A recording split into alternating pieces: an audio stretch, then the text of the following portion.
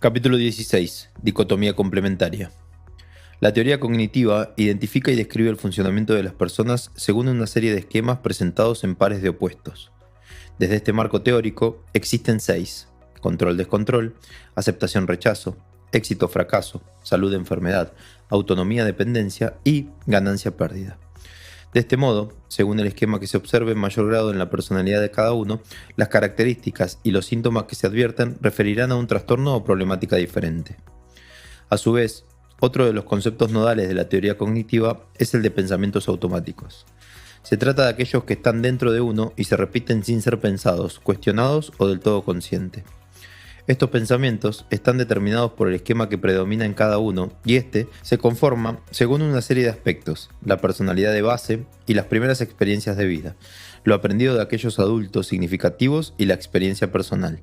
De este modo, estos pares dicotómicos definen la forma de pensar y vivir de cada persona y están relacionados con trastornos o características específicas. A modo de ejemplo, un esquema de control-descontrol es característico en personas ansiosas. Tomando como base esta descripción en pares, el binomio dar-recibir es para mí de lo más importante. Si bien no es uno de los pares que utiliza la teoría cognitiva, para mí resulta fundamental en el desarrollo de la propia forma de ver, pensar y vivir. Considero que es la base de lo que se es, lo que se tiene, lo que se ofrece, lo que uno recibe. Todo puede ser pensado como un intercambio, a veces entre más de una persona, en ocasiones en términos unipersonales, que se da a uno mismo, que se recibe de uno o como se es con uno. Así, es posible darse o trabajar para darse todo lo que se cree merecer. Es posible que los merecimientos se consideren de imposible concreción y en consecuencia no se trabaje en ello. También es posible, directamente, sentir que no se merece algo, entonces no se lo buscará. Si uno cree que no merece algo, no trabajará por obtenerlo, no dará lo necesario de uno y entonces no llegará a la retribución. En cambio, si se cree que sí, pero se lo ve como lejano o imposible, tampoco se trabaja en pos de conseguirlo. No se da de uno y por lo tanto tampoco se recibe, pero en este caso con el condicionamiento negativo de creer ameritarlo. El binomio dar-recibir funciona con uno mismo siempre que se sepa lo que se puede dar y se conozca lo que se quiere o debe recibir. Hablo de merecimiento como un grado de conciencia, una manera lógica de medir si lo que se da y lo que se es suficiente para recibir eso que se cree merecer. En este sentido, la noción responde a un parámetro más lineal, algo que se podría medir y en el que cada uno es su propio juez de vida. Si se cree merecerlo, significa que lo que se quiere recibir está acorde con lo que se está dando. Por lo tanto, desde una perspectiva personal, podría pensarse una manera clara de entender lo que se da y lo que se recibe. Conocerlo sirve, no para ponerlo en comparación con los demás, sino para ser conscientes de cómo funciona en uno y, si no lo hace como a uno le gusta, lograr los cambios necesarios para acercarse a un funcionamiento mejor. Nunca el merecimiento o el dar-recibir personal está relacionado con otro. Por el contrario, se da por uno, se recibe para uno. Así, la comparación no hace más que opacar el proceso, sentirse mejor o peor según lo que se ve en el otro, cuando ese otro puede no tener un funcionamiento similar al propio. Desde la perspectiva que propongo, cada ser es único. Cada uno busca y logra su propio equilibrio y su propio funcionamiento en el dar-recibir personal. Ser capaces de entender lo que se merece hace a uno juez y parte. Se es un factor activo de lo que se da y recibe. Por eso, deja de reconocerse lo importante de factores externos que pueden tener distintos nombres: destino, suerte, azar.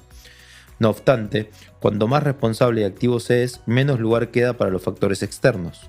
Una buena manera de pensar esto es un parámetro numérico del cual ya he hablado: 80% como responsabilidad propia y 20% como producto de la suerte. Si hay conciencia de esta combinación y se logra dar ese 80% que corresponde a uno, puede creerse uno merecedor de lo que pide y esperar que los factores externos actúen y faciliten su llegada.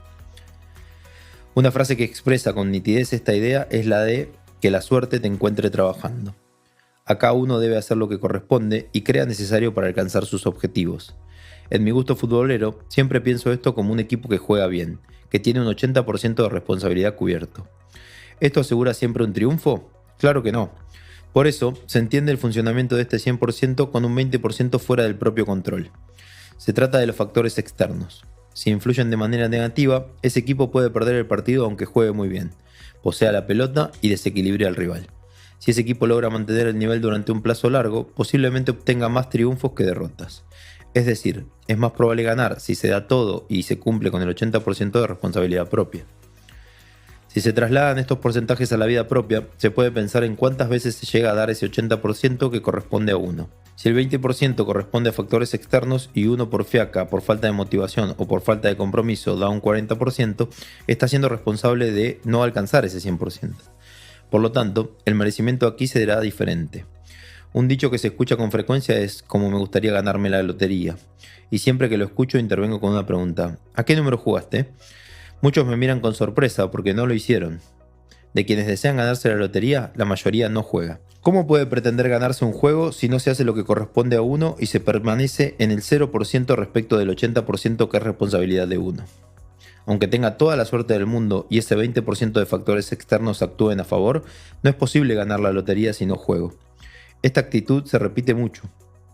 Personas que quieren alcanzar objetivos y no dan lo necesario para llegar a cubrir el porcentaje que les corresponde.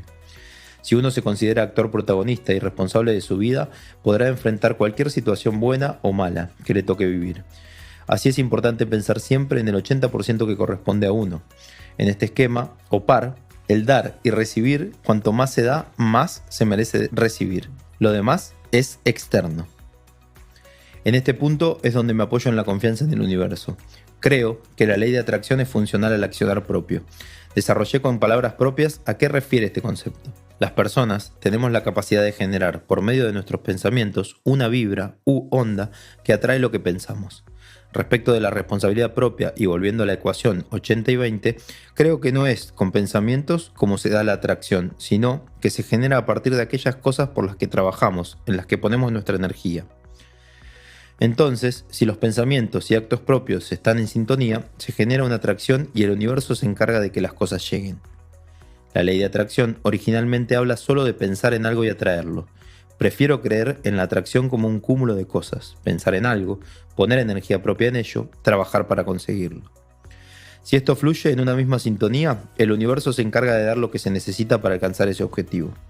Está claro que esto es una idea netamente personal. Más allá de mi formación profesional, no hay nada científico que valide estos supuestos. Quienes creen en alguna religión, por caso, podrán hacer parte de este 20% a sus dioses. Le pedirán, agradecerán y les otorgarán responsabilidad en lo que suceda. Quienes no tengan fe en religiones, pero sí crean en la espiritualidad, encontrarán diferentes medios de justificación para el accionar del universo. Por su lado, los que no crean ni en religiones ni en la espiritualidad hablarán de suerte. Sea cual fuere el nombre, todos reconocerán que un porcentaje está fuera de su alcance o control. Ese es el 20% extra del que hablo. Todos intentarán controlar ese porcentaje, pero no hay forma de hacerlo. Por eso, el plan de acción debe buscar cubrir el 80% que sí se puede manejar y controlar. Esta cuenta es lineal o simple cuando la acción depende solo de uno. Cuando se trabaja en grupo, cuando se acciona en sociedad, es más difícil.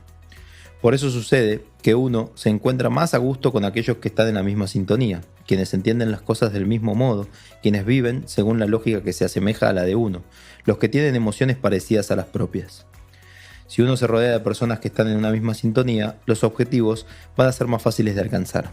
En cambio, si se trabaja en grupos donde los miembros no comparten la sintonía, será difícil lograrlos. Cada uno accionará según su lógica, cada uno cumplirá con la parte del plan que le quede más cómodo sin pensar en el otro o en el plan completo. A diferencia de los pares de opuestos en los que se basa el paradigma de la competencia, son los extremos como referencia.